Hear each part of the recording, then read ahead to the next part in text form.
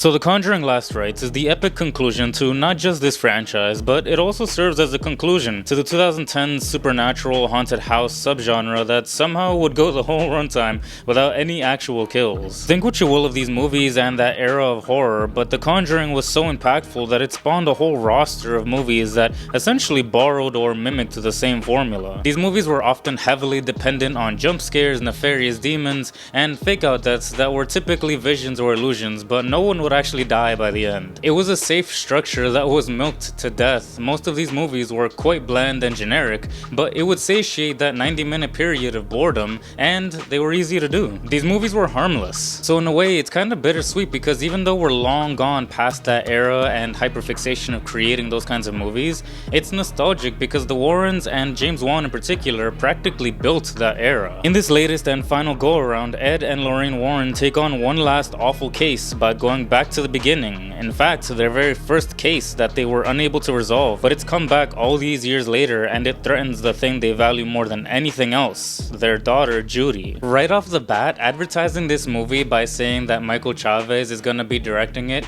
the guy who brought us The Nun 2, Conjuring, The Devil Made Me Do It, and La Llorona, is definitely a choice because those movies are among the worst of the series. But regardless of that, it's not a wild claim to say that Patrick Wilson and Vera Farmiga are juggernauts in the horror genre. Both have extensive careers with multiple big roles in some of the biggest titles in modern horror. Vera Farmiga delivering an amazing performance in Orphan and as a childhood crush of mine, and also as Norma Bates in Bates Motel, where she gives that character so much color, and in general that's just a really good show. Very underrated in my opinion. And Patrick Wilson, who has this weird thing where I see him a lot like Christopher Walken, where he just always plays the typical Patrick Wilson character and he's just very good at it. It doesn't help that Insidious was happening concurrently around the same time as the Conjuring movies because it was just a lot of Patrick Wilson playing movies that have very similar tone and structure. Regardless though, it worked. He was getting a lot of good exposure thanks to those big franchises, which funnily enough were created by James Wan. So it's no surprise that these two veterans slipped right back into character and again are easily the best part of the movie. It's an interesting thing that, disregarding the spin-offs for a moment,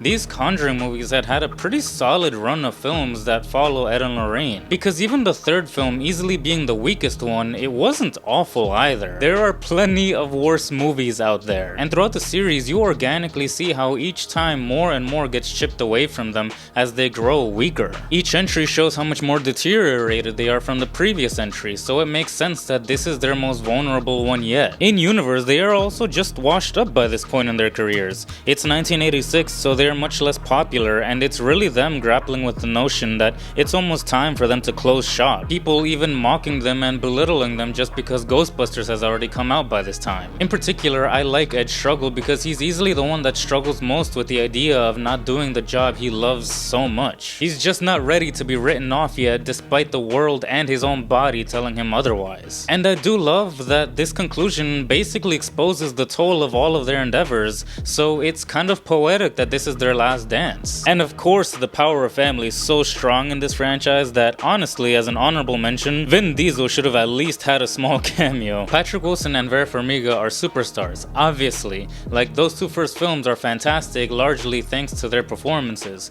But the most attractive part about this franchise is seeing the characters of Ed and Lorraine together. So this movie spends so much time enamoring you with these characters as if you didn't like them already, and it decides to spend like 45 minutes making sure you do like them and bond with them. And seeing them be just so protective of Judy was really sweet actually. I want to preface the fact that while I really enjoyed Judy's role in the film, it's truly a shame that we didn't get to see Sterling Jarrens, who's been Judy every time before this in the main Conjuring entries. And it would have been great to see the same face till the very end, but I get it, they needed an older version and Sterling just didn't look old enough. That being said, Mia Tomlinson's performance was great. She did the role justice. I don't know if it's because she had conversations with the real Judy Warren that gave her real insight into who Judy was, but her performance was really solid. I liked how she shows caution and strength to not want to succumb to the voices that she hears. Like in the previous entries, it was always alluded to that she had that gift, but in this movie, it's blatantly obvious that she shares that clairvoyant gift that Lorraine has as well. I also liked that there was some sense of continuity movie because this movie makes it clear that Judy still has beef with Annabelle, and rightfully so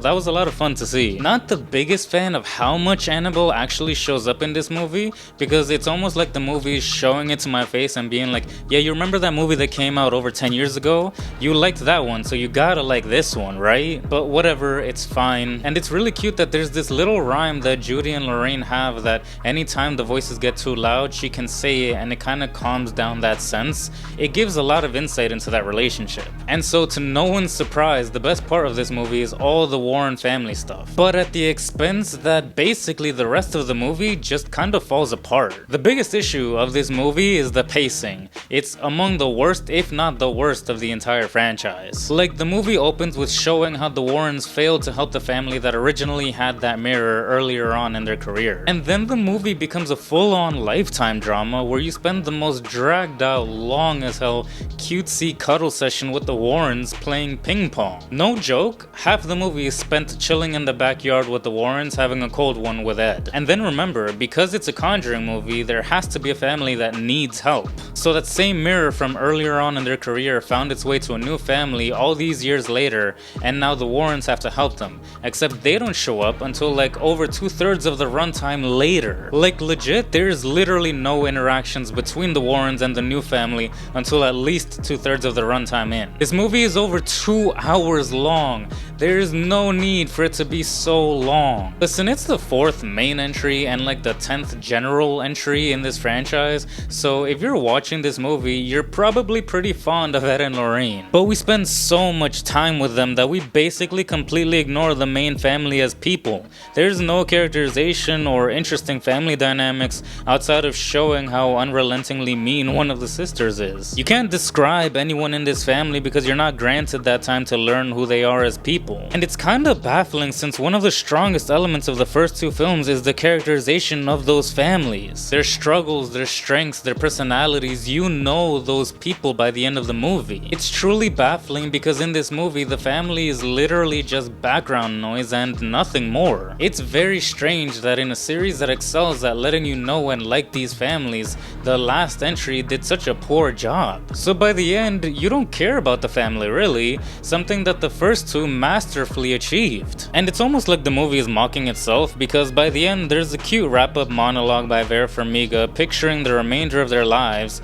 and there were some fun cameos of the families from the previous entries where you actually did care about those families, and even James Wan made a cameo, essentially showing you the components of what made this franchise as big as it was. Something else that also stood out to me was that I swear Father Gordon is basically a punching bag or a human cockroach, because I'm pretty sure this dude has died like 5 times already. He just keeps coming back and his character only serves the purpose of getting his ass handed to him and then going to somebody else to be like, hey, you need to help these people. By this point, this dude should be looking like this. By the way, the demon is so petty in this movie. It just used the family that we spent like 5 minutes to get to know just because it specifically wanted Judy, even though it could have gone after anyone else in all of those years.